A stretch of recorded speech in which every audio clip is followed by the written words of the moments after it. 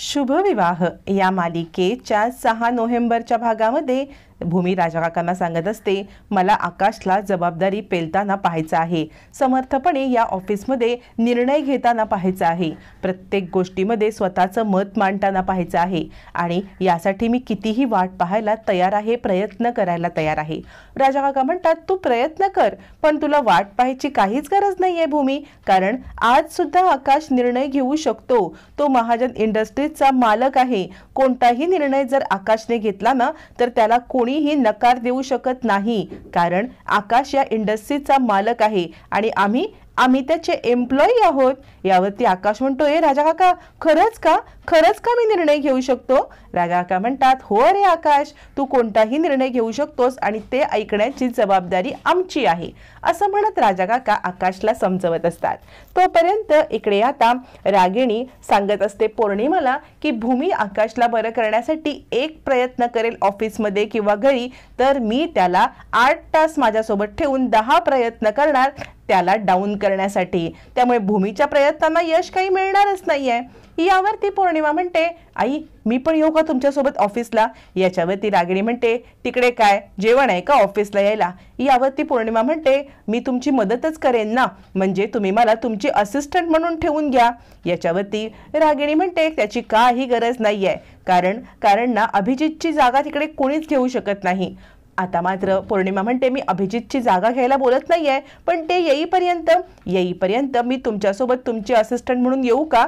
याच्यावरती रागिणी म्हणते, ठीक आहे, माझ्यासोबत चल, आता अभिजित नाही म्हणून तुझं मी हे सगळं सहन करेन, पण तिथे आगावगिरी करायची नाही, नको त्या गोष्टीत बोलायचं नाही, पुढे करायचं नाही हा पौर्णिमा, असं म्हणत रागिणी पौर्णिमाला असिस्टंट करून घेऊन आता अभिच्या जागेवर बसवण्याचा विचार करते। त्यामागे पण तिचं खूप मोठं षडयंत्र असतं।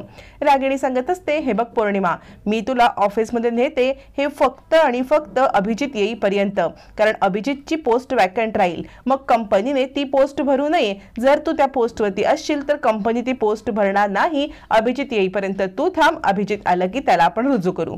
पौर्णिमा म्हणते, हो आई, तुमचं म्हणणं मला पटलेलं आहे। आणि रागिणीचा प्लॅन खोडायला इकडे आकाश बसलेलाच असतो। आकाश भूमीला चेअरवरती बसवतो आणि चेअर गोल गोल फिरवतो। भूमी म्हणते, आकाश मला चक्कर येते, थांबव रे हे सगळं। आकाश म्हणतो, सायकल राणी, तू स्वतःला त्रास करून घेऊ नकोस, तुला चक्कर येते, सॉरी माझ्यामुळे तुला चक्कर आली, असं म्हणत तो आता भूमीला जवळ घेतो आणि म्हणतो, खरं तर आता मी खूप मोठा निर्णय घेणार आहे तुझ्यासाठी। याच्यावरती आता इकडे भूमी सांगते, हे बघ आकाश, आपण असा कोणताही निर्णय घ्यायचा नाही, आधी आत्या आहेत की नाही मोठ्या, आत्यांशी बोलूया आणि मग आपण काय करायचं ते ठरवूया। पण आकाशच्या मनामध्ये कंपनीचं आता MDचं पद भूमीला द्यायचं असतं। भूमी सांगत असते, आकाश तू काहीही असं करणार नाहीस। आकाश म्हणतो, सायकल राणी तू गप्प बस, तू स्वतःसाठी कधीच काही करत नाहीस, नेहमी दुसऱ्यांसाठी करतेस, असं करू नकोस। आता मी जो निर्णय घेतलाय ना तो निर्णय फायनल। राजा काका म्हटले की नाही की मी या कंपनीमध्ये निर्णय घेऊ शकतो ते, असं म्हणत आकाश आणि भूमी बोलत असताना चंदू काका येतात आणि म्हणतात, तुम्हाला दोघांना राजा काकांनी बाहेर बोलवलंय। आता मात्र भूमी आणि आकाश दोघजण बाहेर जातात।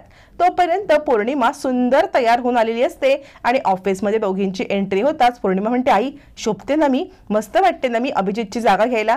याच्यावरती रागिणी म्हणते, ही काही सौंदर्य स्पर्धा नाहीये, मूर्ख पौर्णिमा, परत मूर्खपणाची सुरुवात करू नकोस, इथे तुला व्यवस्थित राहायचं आहे, अभिजितच्या जागेवरती का बसवलंय सांगितले ना, फालतूचा ड्रामा करू नकोस, असं म्हणत अभिजितच्या केबिन मध्ये बसवण्यासाठी पौर्णिमाला रागिणी घेऊन येते।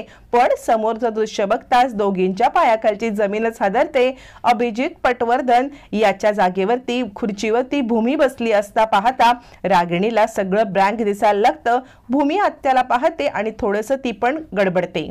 मग रागिणी समोर येते। राजा काका म्हणतात, अगं ये रागिणी, तुलाच कॉल करत होतो, अगं बघ तरी तुला किती मिस कॉल असतील ते, पण तू काही फोन उचलत नाहीस रागिणी, अगं तुझी किती वाट पाहिली मी, खूप महत्त्वाचा निर्णय झालेला आहे, हे बघ आज भूमीने ही जागा घेतलेली आहे, असं म्हणताच आता मात्र आकाश म्हणतो, बस सायकल राणी, आणि आजपासून याच खुर्चीवरती सायकल राणी बसणार। राजा काका म्हणतात, हो, अभिजितची पोस्ट आकाशने भूमीला द्यायचं ठरवलेलं आहे आणि हाच निर्णय सांगण्यासाठी आम्ही सगळे तुला कॉल करत होतो, पण तुझा कॉल काही लागलाच नाही. आता पौर्णिमाच्या पायाखालची जमीन हदरते, कारण जी जागा तिला रागिणीने देण्याचं ठरवलं असतं ती जागा ऑलरेडी आकाशने भूमीला दिलेली असते.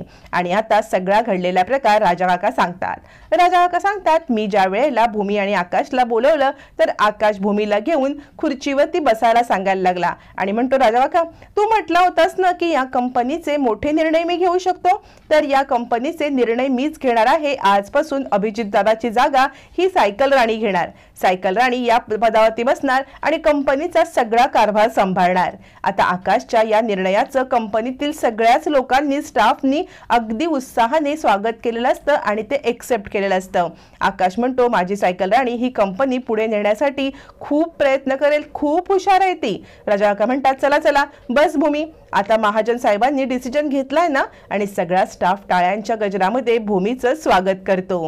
हा सगळा प्रकार आकाश आता भूमीच्या बद्दलचा रागिणीला सांगत असतो आणि म्हणतो, माझी सायकल राणी म्हणजे भूमी आकाश महाजन ही खूप हुशार आहे आणि ती या बरोबर पदाचा मान राखेल आणि या ऑफिसचा कारभार अचूक सांभाळेल. असं म्हणत आकाशने आता भूमीची नियुक्ती एमडी पदावरती केलेली बघून रागिणीचा चळफळाट होत असतो, पण तिला सांगता पण येत नसतं आणि सहन सुद्धा करता येत नसतं.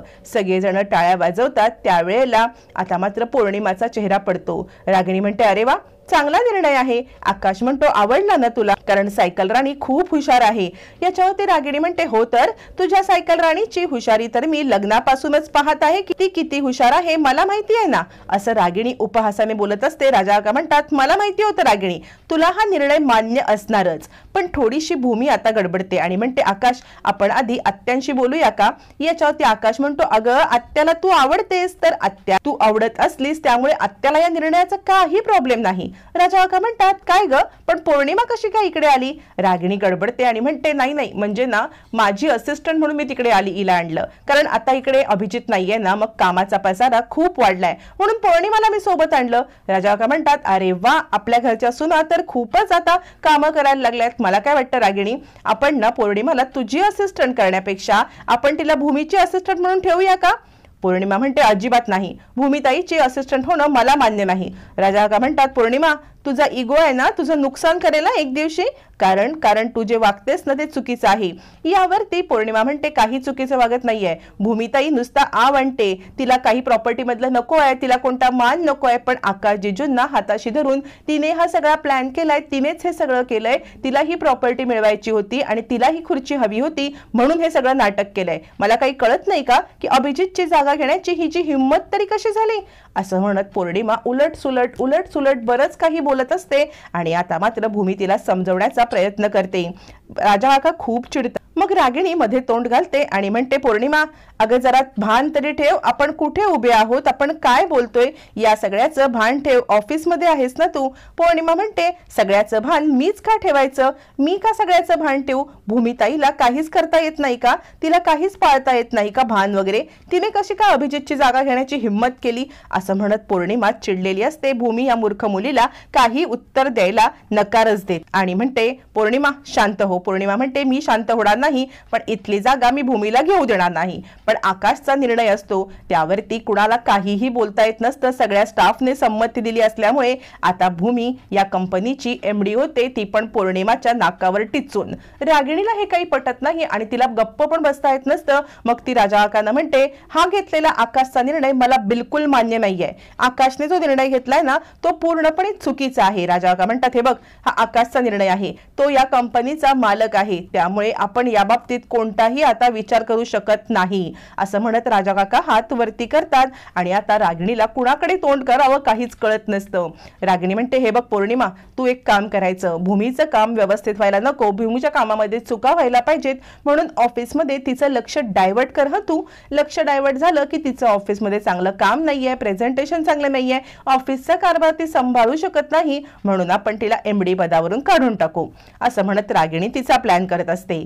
पौर्णिमा त्या कामाला लागते खरी, पण रघु काकांनी या कामामध्ये पूर्णपणे आता रागिणीचा पर्दाफाश करायचं ठरवलं असतं। रघु काका रागिणीला फसवून भूमीला भेटायला येतात। पौर्णिमा हे पाहते। रघु काका लपतछपत आकाशच्या खोलीत जातात आणि आकाशला काहीतरी सांगण्याचा म्हणजे भूमीला भेटण्याचा प्रयत्न करत असतात, पण पौर्णिमा लाईट घालवते। मग आता आकाश ओरडायला लागतो आणि सगळेजण वरती येतात आणि रघुला पाहून सगळेच जण गडबडतात। रघु तू असं म्हणत आजीला धक्का बसतो। आता रघुला पाहताच धक्का बसलेला असतो, पण रघु करणाऱ्या गौप्यस्फोटामुळे दुसरा धक्का बसणार असतो। रघु आता रागिणीचं सगळं कारस्थान भूमी, आजी, राजा काका यांच्या समोर आणत भूतकाळ उलगडणार असतो।